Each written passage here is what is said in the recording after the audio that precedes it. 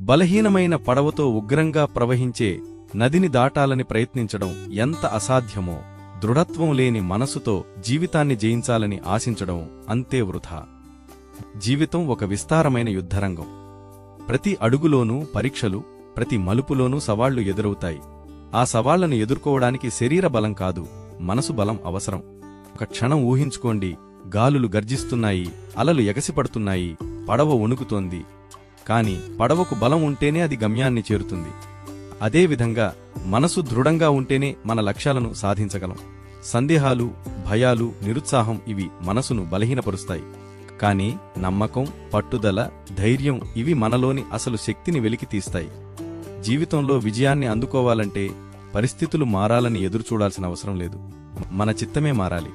మనసు ఒకసారి దృఢంగా నిర్ణయించుకుంటే అసాధ్యం అనేది సాధ్యంగా మారుతుంది.